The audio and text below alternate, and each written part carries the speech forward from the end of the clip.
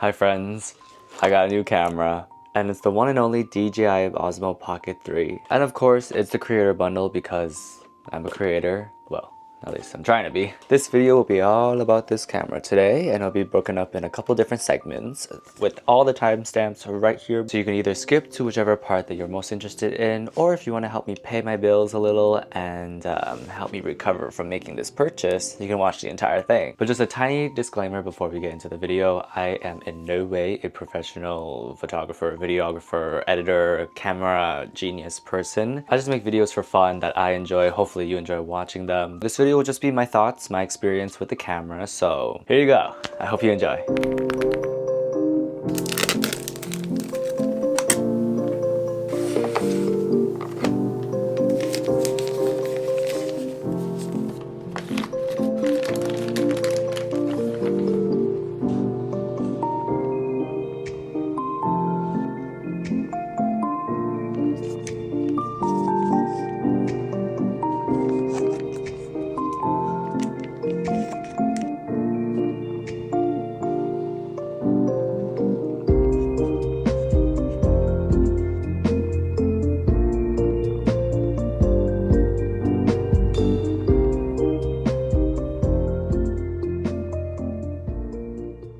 My initial thoughts. My initial thoughts on this camera was, wow, it is tiny. When I hold the DJI Osmo Pocket 3 just by itself beside my iPhone, they're pretty much the same size. Obviously, I watched a bunch of reviews and unboxings and stuff beforehand, but it never occurred to me how tiny this thing is. With all the moving parts and how small it is and the gimbal and everything and the flip out screen, it does feel very fragile. Of course, only having this for about a month now, it's still my baby, so I'm obviously gonna, take care as best as I can. I feel like all of us are like that, where at the beginning, you really care for it, you're really careful, and then a year later so you start to care less, a little less. It's like your phone, you don't want to drop it at first, but then you suddenly just start dropping it all the time. One small complaint I do have though is the bag. Obviously, when you're traveling and stuff, you really want a compact case like this. I feel like everything is quite squished in here. And I bought some accessories as well, which I will go into afterwards, but there's no way it's fitting in this, which kind of sucks because this is such a nice case. It's so nice, it feels nice, but it would be nice if it was a little bit bigger just so I could fit some more accessories, because the DJI, you can do so much with little accessories. Those were my initial thoughts on this camera. When some things are new, no matter how many reviews or something you watch of it, it's always a little foreign to you. So after a month now of really testing it and vlogging outside with it, I feel like this is such a solid camera that I can use anywhere. Let's get into the testing of it. So I've brought this camera outside a couple times. I feared for my life all those times because I'm always so worried about dropping this thing. Very, very useful outside because I am, a shyer person, so I don't like having my camera out. That's the main reason why I wanted to get this, because instead of having a gigantic camera with a big lens blaring at you, it's just nicer just to have this little thing that you're kind of holding. First, the gimbal is quite stable. I'm still not 100% sure how to use it. I've been looking into more videos and stuff, so I'm getting more of an understanding of it. So it's just nice to be able to walk and not have to worry about how the footage looks because it's so stable already. And the face tracking is actually very useful as well.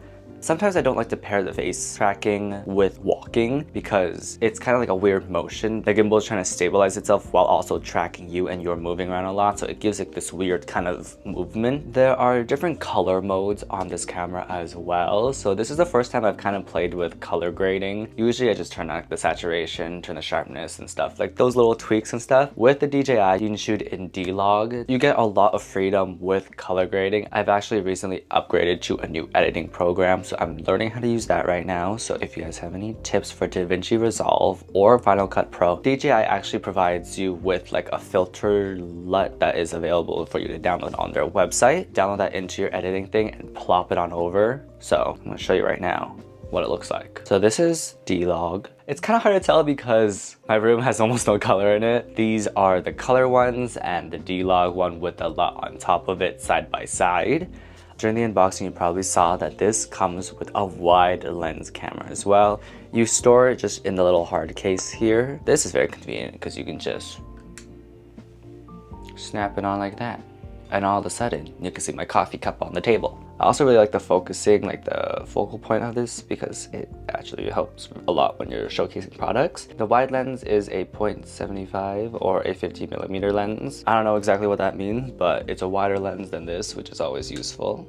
Isn't that wonderful? So I've been using this a lot more when I'm outside and vlogging more, just because when I vlog, I personally like it when there's more background. It's not all in my face, which I know a lot of you guys don't want to see anyways. And with the wide lens, I don't have to stretch my arm out that much. So again, if you're shy, you're filming outside, you don't want it to be obvious that you're filming yourself, it's a lot more useful because you can just hold it like closer up to you and it still gets a nice shot of everything. And it doesn't really warp the sides either, because some lenses, when it's too wide, it kind of warps it. So when you move around, it kind of makes people dizzy. One thing though is that you have to remember to take off the lens when you turn off the camera, or else the gimbal turns the other way. I don't know if that's like a bad thing, but I feel like it's a bad thing, so just remember to take it off. And also don't lose it. I know it's magnetic, but it's like a tiny little thing, so don't lose it. Switching from horizontal to vertical mode is very convenient. You literally just the screen. One complaint that I've seen a lot of people have, and I guess I have too, is that when you film vertically, the camera doesn't turn vertically, it stays the same and it crops the side in, which is why the resolution goes from 4K to 3K, which is not that big of a deal because I usually only shoot in 4K for YouTube when it's horizontal anyways. Reels, Instagram, TikTok, YouTube Shorts and stuff, I just do vertically. It doesn't have to be 4K because usually TikTok and Instagram doesn't load up to 4K anyways. So if you only shoot vertical platform videos and content, this would be a great camera for you because again, it's so convenient. For me personally, I like to have a separation between my phone and like my camera. If everything's on my phone, then it's kind of clustered and everything. I don't have too much storage on there either. I like taking photos of random stuff on my phone when it's more convenient, but when I've come to filming stuff, especially 4K stuff, I recommend like getting a camera like this. Plus, when I'm out and about, I want to film. I also want to play Pokemon Go at the same time, so that's just my little thing, you know? You take that with what you will. If that's worth it for you, then go ahead.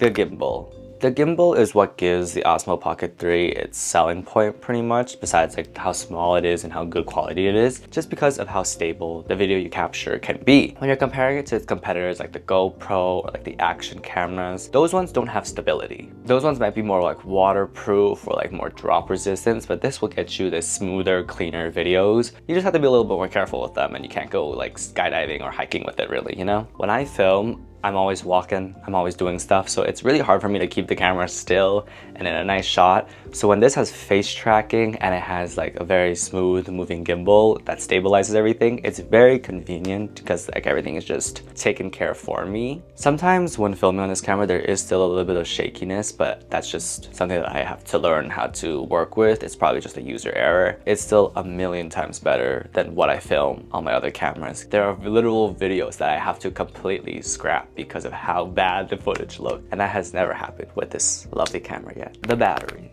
Battery life on this thing is actually incredibly good. I can't even complain about it. I can go about 2 to 3 hours per charge when I'm filming it, and it's filming in 4K as well. 30 minutes to charge to 80%, which is so fast. Creator Pack comes with this extra battery, and when I plug this additional battery in, it can charge it while filming at the same time. It heats up a little bit, but with these two things combined, I can go the entire day pretty much. And this also charges incredibly fast. The remaining accessories. There's 2 more accessories that I want to talk about that come with the creator combo. 1 is the mic that I'm using right now, and 2 is the tripod. And after I talk about these 2, I'll get into the third-party accessories that I use as well. So the mic is the DJI very infamously known mic that is quite expensive actually. So when you get it in the creator combo, I feel like it's just worth it. It automatically syncs to the DJI whenever I film, so that's just 1000% more convenient. This tripod as well, I don't actually use this tripod that much. I just don't like how bulky it is. So instead of this, I actually got this off of Amazon. It was like $10 for this little piece of like silicone. You can see like the size difference. It literally just clips onto your DJI and you can just put it anywhere. I haven't had it tip over or anything. It's quite stable. It's not heavy, but it keeps it steady. I recommend this. I know a lot of others have been using this, or they use like this little other contraption, which I also have, and it's this. My friend actually got this for me. I don't remember from where. It's a magnet and it works very nicely because you just slide the DJI into here, and you know, metal is everywhere around us in like grocery stores, street poles. So this little part just snatches right onto it, and you can angle it, and you can like get really cool shots of like if you're alone especially and you have no one to hold a camera for you, and it gets a lot of nice different shots. So these are the accessories I recommend investing in, if just so you have more creativity freedom and that you can get more interesting shots. Play around with the camera more and really use it to its full ability. Now let's get into comparing the camera. So there's different categories I kind of want to compare it in. First one is zoom. The DJI does lose in the category of zooming because it only goes up to 2x zoom. My iPhone can zoom up to 15 times, so obviously that beats it way out of the park. With my Canon F50, I'm not sure what the zoom is on that thing, but it zooms in a lot more than the DJI. Stability, first place for sure goes to the DJI. When walking, when moving around, the gimbal keeps it stable more than anything else. My iPhone comes second, of course, and the Canon M50 looks like I'm running around and throwing it around because there's no stability on that thing. Coloring. I will say when it comes to coloring and the freedom that you get to really manipulate colors and get it to your specific aesthetic or the way you want your video to look, I will say all three probably have the same amount. This one has the D-Log, so you get all the freedom in the world to really color your video. iPhones have ProRes logs, so again, pretty much a similar thing. I have no idea how to get to that with my Canon camera, so if there is a way, let me know. The size. Obviously, biggest difference. The DJI is the same length as my iPhone, but half the width, so it's even more convenient. Very compact. When it comes to my camera though, the camera, you have the tripod, and then you have the gigantic mic on top, so it looks like a whole production for something that I can just do with this tiny camera. DJI refresh warranty. DJI has a refresh program, which is like their warranty that you can purchase for your device up to 30 days after activating your camera. There's not a whole lot of information about this, and their website doesn't show you all of the information. So after a little bit of research, I have compiled a little bit of info if you're a little confused and whether or not you were debating whether or not to get it. They have two options. It's either 1 year for 35 USD or 2 years for 55 USD. These are stackable, I believe, so after the 1 year ends, or like right before up until it ends, you can always refresh it and buy like another year stacked on top of it. For the first time ever in my entire 20 years of living, warranty for a device. When I bought this from Best Buy, there was an option to buy their $200 and something warranty, and I was like, I'm okay. And then I learned about DJI refresh thing, and I was like, okay, 55 USD, not bad. If anything happens to your camera, you just send it back to them. They send you a new one. So you purchase the refresh for either 1 or 2 years for 35 or 55 USD, and then when you break your camera, you pay another $35 just to get it back. And I know you're like, wait, I'm paying 35, blah, blah, blah. It's worth it. I've seen so many different Redditors and YouTubers talk about it. They've literally dropped their camera from 3 feet and the gimbal just stops working, or the flip out screen just stops working as well, or gets stuck, and you just pay $35, you get a new one, which is so much better than buying this very expensive camera. And so I did buy it. I bought the 2-year one for 55 USD. I am Canadian, so it was $80. Since when was 55 USD, $80 Canadian? What type of economy? But yes, I can now feel a lot more comfortable using this camera because if I do drop it, I just know that to spend $35, or I guess it's $60 now, whatever the currency exchange is, just to get a new one. I paid $900 for this thing because of the creator combo. $700 is just for the camera Canadian, so I'd rather pay $60 than $700. Choose your battle. I've seen so many people recommend it. $80 for 2 years just to have peace of mind, you know? All right, let's wrap this up.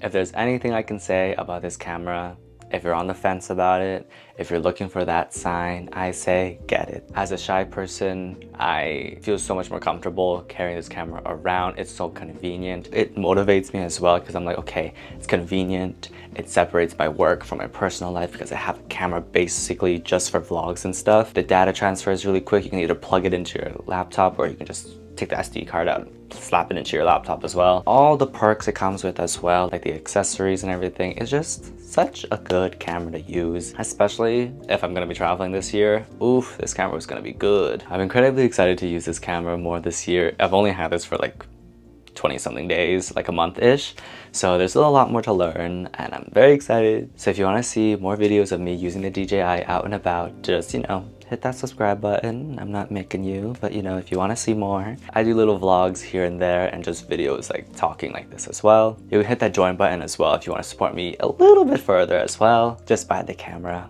It's so worth it. I'm so happy with it. Thank you so much for watching. Okay, bye for now.